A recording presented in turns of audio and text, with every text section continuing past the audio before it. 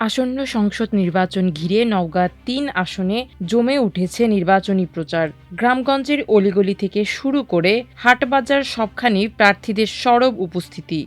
দীর্ঘদিন পর আসন পুনরুদ্ধারের আশায় মাঠে নেমেছে বিএনপি। তবে দলটির জন্য বড় চ্যালেঞ্জ হয়ে দাঁড়াতে পারে বহিষ্কৃত বিদ্রোহী স্বতন্ত্র প্রার্থী পারভেজ আরিফিন সিদ্দিকী জনি। ১৯৯১ থেকে ২০০৬ সাল পর্যন্ত নওগাঁ-৩ আসনটি বিএনপির দখলে থাকলেও ২০০৮ সালের নির্বাচনের পর তা চলে যায় আওয়ামী লীগের দখলে। এবার এ আসনে বিএনপির মনোনয়ন পেয়েছেন জাতীয়তাবাদী কৃষক দলের যুগ্ম সাধারণ সম্পাদক ও বদলগাছী উপজেলা বিএনপির সভাপতি ফজলে হুদা বাবুল। তিনি ধানের শীষ প্রতীকে সকাল থেকে গভীর রাত পর্যন্ত গণসংযোগ চালিয়ে যাচ্ছেন। ফজলে হুদা বাবুল বলেন, দীর্ঘ ১৭ বছর ধরে জেল-জুলুম উপেক্ষা করে জনগণের পাশে আছি। নির্বাচিত হলে শিক্ষা ও স্বাস্থ্য খাত আধুনিকায়ন, দুর্নীতি ও মাদকমুক্ত সমাজ গড়ার চেষ্টা করব। শিক্ষা প্রতিষ্ঠানে রাজনৈতিক প্রভাব থাকবে না। টাকা দিয়ে শিক্ষক নিয়োগ বন্ধ করা হবে। ২ উপজেলায় কারখানা গড়ে কর্মসংস্থান সৃষ্টি করব। দলীয় নেতাকর্মীরা ধান্দাবাজি, চাঁদাবাজি করতে পারবে না।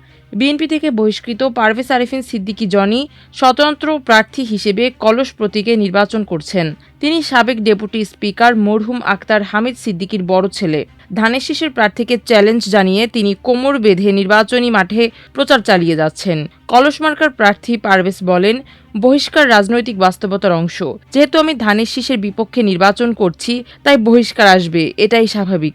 নির্বাচন একটি গণতান্ত্রিক প্রক্রিয়া। এখানে প্রার্থী থাকবে, প্রতিদ্বন্দ্বিতা থাকবে। জনগণই চূড়ান্ত সিদ্ধান্ত নেবে। জনগণের দাবিতেই আমি নির্বাচন করছি। আমার বাবা এ আসনে ৩ বার এমপি হয়েছিলেন, ব্যাপক উন্নয়ন করেছিলেন। মহাদেবপুরের মানুষ আমাকে নিরাশ করবে না। এ বিষয়ে মহাদেবপুর উপজেলা বিএনপির সভাপতি রবিউল আলম বুলেট বলেন, আমিও এ নির্বাচনে দলীয় মনোনয়ন প্রত্যাশী ছিলাম।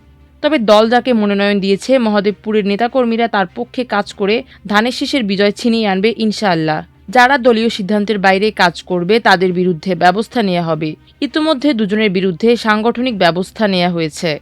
এদিকে এই সুযোগ কাজে লাগিয়ে মাঠে সক্রিয় হয়েছেন জামায়াতে ইসলামীর নেতাকর্মীরা। ১১ দলীয় জোটের প্রার্থী মাওলানা মাহফুজুর রহমান দাবি করেন, দাঁড়িপাল্লার পক্ষে গণজোয়ার সৃষ্টি হয়েছে। আমরা যেখানেই গণসংযোগে যাচ্ছি, ভোটাররা স্বতঃস্ফূর্তভাবে আমাদের সঙ্গে একাত্মতা প্রকাশ করছেন। দলে চাঁদাবাজি নেই দাবি করে তিনি বলেন, নির্বাচিত হলে কৃষকদের সার বীজ দেয়া, জলাবদ্ধতা নিরসন, তরুণদের প্রশিক্ষণ ও কর্মসংস্থানের ব্যবস্থা করা হবে। এ আসনে ইসলামী আন্দোলন বাংলাদেশ, জাতীয় পার্টি ও বাসদের প্রার্থী থাকলেও মাইকিং ছাড়া তাদের অন্য কোনো প্রচার নেই বললেই চলে। সম্প্রতি শোনা যাচ্ছে, এ আসনের সাবেক সংসদ সদস্য সলিমুদ্দিন তরফদার কোনো এক প্রার্থীকে আনুষ্ঠানিক সমর্থন জানাবেন। এলাকাবাসী ধারণা করছেন, তার নেতাকর্মীরা কোনো প্রার্থীর পক্ষে নির্বাচনী মাঠে নামলে হিসাব ওলটপালট হয়ে যেতে পারে। অনেকে বলছেন, আওয়ামী লীগের সমর্থক ভোটারদের ভোট যে প্রার্থী বেশি টানতে পারবেন, তিনিই হবেন এ আসনের সংসদ সদস্য।